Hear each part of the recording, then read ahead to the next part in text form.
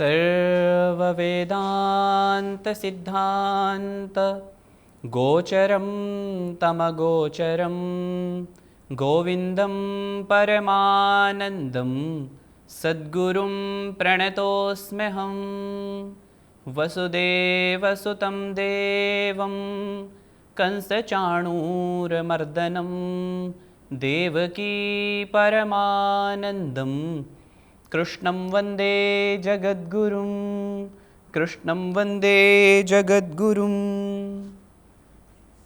प्रणाम आप सभी को, नमस्ते, जय श्री कृष्ण।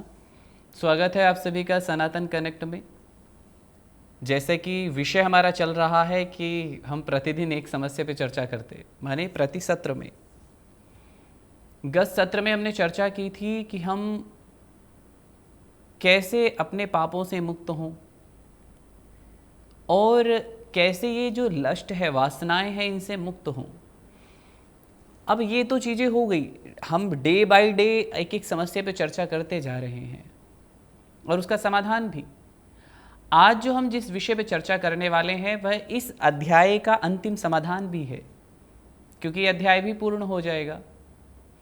और इस अध्याय के साथ में आज की जो हम जिस समस्या पे चर्चा करने वाले हैं, आज का जो हमारा विषय है वह है शांति की खोज। जिस शांति की हम बात कर रहे होते हैं कि वो शांति पहाड़ों पे मिलेगी या वो शांति कहीं घर में बैठे मिल जाएगी या कहीं हिमालय की कंदराओं में मिलेगी, ऐसी शांति के विषय में भगवान श्री कृष्ण क्या कहते हैं और भगवद गीता क्या कहती है कि शांति कहाँ है और कैसे प्राप्त करें हम शांति को। फिर मन में बात आती है कि शांति क्या है, तो हमारा मन बड़ा परेशान रहता है। आप सब जानते ही हैं, किसी ने कुछ कह दिया तो थोड़ी सी बात को लेकर के बैठ जाता है, किसी की भी बात का बुरा मान लेता है, जिनसे प्रेम करते तो उनसे अपेक्षाएं भी रख लेता है। अपेक्षा पूरी नहीं होती तो फिर वहां पर दुख भी होता है। कहीं क्रोध आ जाता है तो किसी का क्रोध सहन नहीं हो पाता है, वहां पे भी मन दुखी हो जाता है। तो ये जो चारों ओर से इतने विक्षेप हैं, इन सब में हम शांति को कैसे ढूंढें, कैसे प्राप्त करें उस शांति को।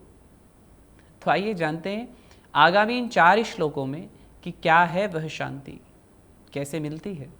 काम क्रोध वियुक्तानां यतीनां यतचेतसाम् अभीतो ब्रह्म निर्वाणं वर्तते विदितात्मनाम्। हमने जिन श्लोकों में पीछे चर्चा की कि जिस व्यक्ति ने, जिस महापुरुष ने अपने काम और क्रोध पर विजय प्राप्त कर ली है, जिसने अपने मन को जीत लिया है, जो संशयों से, जो डाउट से रहित हो गया है, परब्रह्म परमात्मा का साक्षात्कार करके जो ब्रह्म में ही स्थित हो गया है, ऐसे ज्ञानी पुरुष के लिए सब ओर से शांत ब्रह्म ही परिपूर्ण है। हम देखते हैं कि इस आसुरी युग में लोगों को दैवी जीवन जीने की प्रेरणा देने वाला, प्राणी मात्र के प्रति उसके हृदय में उमड़ते प्रेम के कारण, क्योंकि जो महापुरुष होते हैं वह हर युग में होते हैं। आज इस ऐसे युग में जहां प्रत्येक मनुष्य आपाधापी में लगा हुआ है, अपनी ही भागदौड़ में लगा हुआ है, अपने ही दुखों के शापांत को नहीं पहुंच पा रहा है, ऐसी भागादौड़ी में भी प्रत्येक मनुष्य के प्रति, प्रत्येक मनुष्य को दैवी प्रेरणा देने के वाले और सबके प्रति उनके हृदय में उमड़ते प्रेम के कारण किसी वैश्या को पाप मुक्त करना या किसी रोगी को रोग से मुक्त कर देना, किसी कोढ़ी को रोग से मुक्त करने, अंधकार को प्रकाशित करने, समाज में पथ भ्रष्ट हुई पीढ़ी को पथ प्रदर्शन करने, समाज का सेवा कार्य करते हुए एक ज्ञानी महापुरुष स्वयं अपने दिव्य स्वरूप में स्थित रह करके समाज की इन अशुद्धियों से कभी लिप्त नहीं होता है। जैसे एक चिकित्सक, एक डॉक्टर जब रोगियों का उपचार कर रहा होता है तो वह उन रोगों से स्वयं मुक्त रहता है।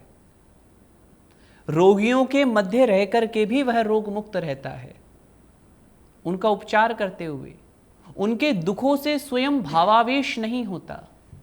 वैसे ही दुखार्थ, कामुक, हीन और वैषयिक प्रवृत्ति वाले मनुष्यों के बीच रहते हुए भी ज्ञानी महापुरुष उनके अवगुणों को दूर करते करते उससे उनके अवगुणों का स्पर्श तक नहीं होता है, वह अपने स्वरूप में स्थित रहता है। तो किस प्रकार सिद्ध पुरुष जगत के प्रलोभनों में अपने मन का समत्व बनाए रखता है? तो भगवान कहते हैं कि जो पुरुष पुरुषार्थ के द्वारा, बंधु पुरुषार्थ तो करना पड़ता है, अपने पुरुषार्थ और परिश्रम के द्वारा काम और क्रोध पर विजय प्राप्त कर लेता है, इनको जीत करके अपने चित्त को अपने वश में करके आत्मज्ञान की ओर बढ़ने लग जाता है, ऐसा महापुरुष अंत में उस ब्रह्मानंद को ही प्राप्त होता है, उस ब्रह्म में ही लीन हो जाता है। आगे भगवान कहते हैं शांति क्या है, कैसे प्राप्त होती है शांति? तो आगे के 2 श्लोकों में जानते हैं। स्पर्शान् कृत्वा बहिर्बाह्यांश चक्षुश्चैवान्तरे भ्रुवोः प्राणापानौ समौ कृत्वा नास्याभ्यन्तरचारिणौ यतेन्द्रियमनोबुद्धिर्मुनिर्मोक्षपरायणः विगतेच्छाभयक्रोधो यसदा मुक्त एव सः। इन 2 श्लोकों में भगवान ध्यानी योगी की स्थिति को बताते हैं। कर्म योगी के हमने विषय में जाना, ज्ञानी योगी के विषय में जाना, अब ध्यानी का वर्णन भगवान करते हैं कि ध्यान योग क्या है। तो ध्यान योग के कुछ प्रकार भगवान बताते हुए कहते हैं, ध्यान योग का इसमें संक्षेप रूप से वर्णन किया है, इसका जो विस्तृत वर्णन है वो अगले अध्याय में मिलेगा। बंधुओं, संस्कृत में ब्रह्म विद्या के ग्रंथों की अपनी एक पारंपरिक शैली है। उसमें क्या है कि अगले अध्याय में जो है तो एक अध्याय के अंतिम श्लोकों में आगामी अध्याय के विषय की प्रस्तावना की जाती है। तो ऐसे ही पूर्णत्व का जीवन जीने के लिए सदैव उत्सुक और तत्परता आने लगती है। भगवान श्री कृष्ण यहाँ संक्षेप में उस साधना क्रम का वर्णन करते हैं जिसके अभ्यास से सिद्ध पुरुष को सुसंगठित व्यक्तित्व को प्राप्त किया जा सकता है। इसी का विस्तार अगले अध्याय में भी है। बाह्य विषयों की स्वयं में यह सामर्थ्य नहीं है कि वे किसी व्यक्ति को अपनी ओर आकर्षित कर सके। विक्षेप का होना तो उनके साथ हमारे संबंध पर निर्भर करता है। फॉर एग्जाम्पल, समुद्र के तट पर आप लोग समुद्र के तट पर खड़े हैं और समुद्र की लहरों को देख रहे हैं कि वह किस तरह से वेग से ऊपर बढ़ रही हैं, तो वो हमें प्रभावित नहीं कर सकती। पर अगर हम उस समुद्र की लहरों में कूद जाएं तो हम भी यहाँ से वहाँ उन लहरों के साथ भटकना प्रारंभ कर देंगे। ऐसे ही ये बाहर के विषय हैं, ये हमें क्षुब्ध नहीं कर सकते जब तक हम इनसे अपना संबंध ना रखें तब तक। भगवान कह रहे हैं कि बाहर के विषयों को बाहर ही छोड़ करके, जो बाहरी आवरण है इसको बाहर रख करके, और दोनों नेत्रों की दृष्टि को, ये जो हमारे 2 नेत्र हैं इनकी दोनों दृष्टि को, ये जो भौहें हैं, आईब्रोज, इनके मध्य जो ये स्थान है इसको भ्रकुटी कहते हैं। तो इन दोनों भ्रकुटियों के मध्य अपनी दृष्टि को, इन दोनों भ्रकुटियों के मध्य से नासिका से आने जाने वाले प्राण और अपान नामक वायु को समान करना। अब ये जो प्राण अपान वायु है कि जो प्राण आ रहे हैं, अपान छोड़ रहे हैं, प्राण ले रहे हैं, तो ये जो नासिका एक क्रम है ये श्वासों का, तो इस श्वास की जो गति है इसको सम कर लेना। समान रूप से हम सांस छोड़ रहे हैं, समान रूप से ले रहे हैं। इंद्रियों को अपने कंट्रोल में करके जो व्यक्ति ऐसा करके अपनी इच्छाओं से मुक्त है, भय से मुक्त है, क्रोध और लोभ काम से मुक्त हो गया है, वह मुनि सदा मुक्त ही कहलाता है।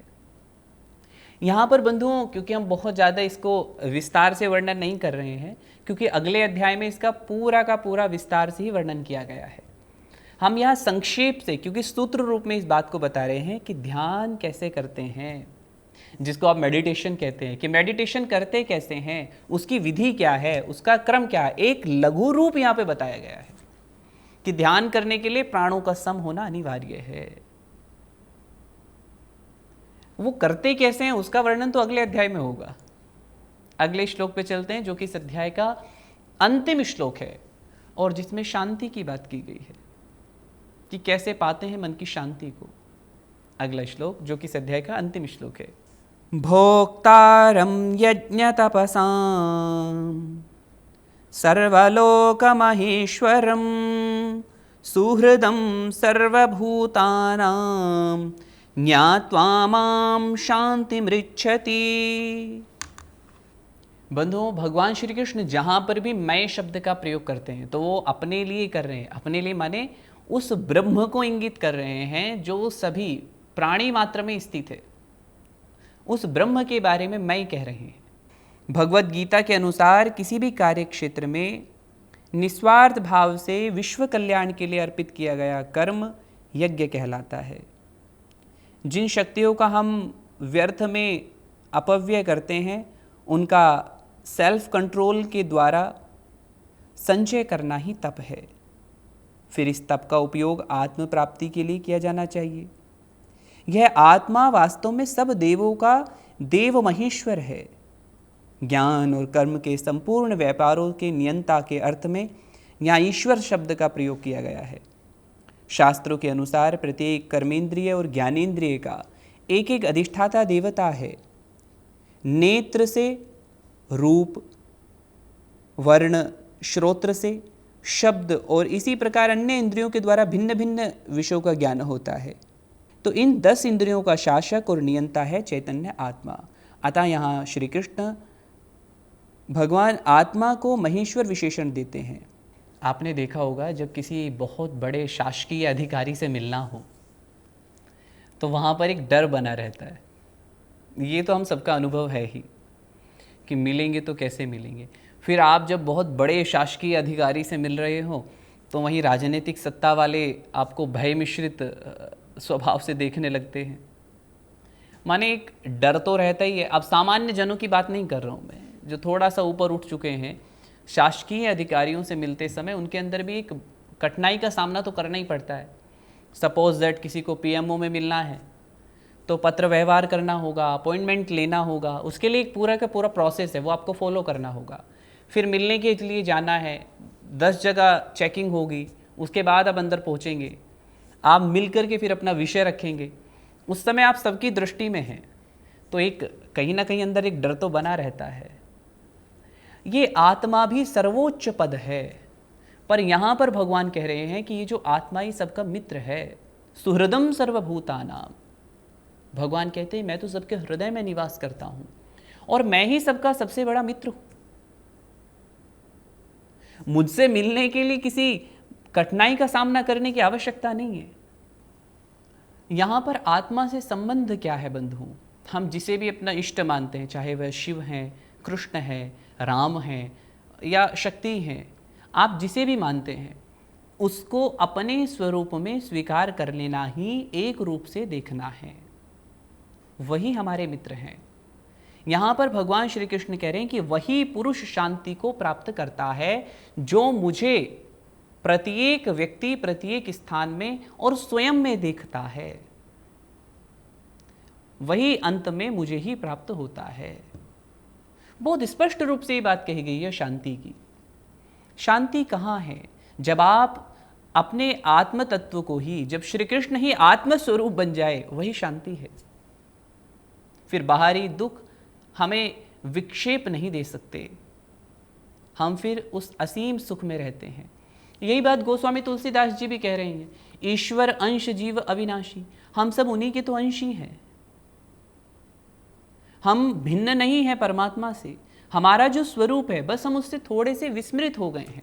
उसकी ओर बढ़ना ही है ध्यान कि ये आत्मा ही परमा तत्व है, यही ब्रह्म है। ये कैसे है, हम कैसे इस तक पहुंच सकते हैं, इसका संपूर्ण वर्णन ध्यान के द्वारा हम कैसे पा सकते हैं। ध्यान में फिर बातें आती हैं, बैठना कैसे है, आसन कैसा होना चाहिए बैठने का, कितनी ऊंचाई पे बैठना है, कितना नीचे बैठना चाहिए, आसन कैसा होना चाहिए, फिर अपने माइंड को कंट्रोल कैसे करना है, फिर माइंड कंट्रोल करके कैसे हम उस परम लक्ष्य तक पहुंचेंगे। इन सभी प्रश्नों के उत्तर आपको अगले अध्याय में मिलने वाले हैं। इस प्रकार से ये अध्याय हमारा यहीं पे पूर्ण होता है। ओम तत्सदिति श्रीमद्भगवद्गीतासूपनिषत्सु ब्रह्म विद्यायां योगशास्त्रे श्रीकृष्णार्जुन संवादे कर्म संन्यास योगो नाम पंचमोऽध्यायः। हरि ओम तत्सत्। हरि ओम तत्सत। भगवान के इन नामों के स्वरूप के साथ यह ब्रह्म विद्या और उपनिषद रूपी भगवत गीता में वर्णित 5वां अध्याय, जिसका नाम है कर्म संन्यास योग, ये यहीं पर पूर्ण होता है। इससे अगला अध्याय हम करेंगे जो कि ध्यान योग से संबंधित है, वह हम अगले सत्र से जानना प्रारंभ करेंगे। तब तक के लिए आप सभी को प्रणाम, नमस्ते, जय श्री कृष्ण।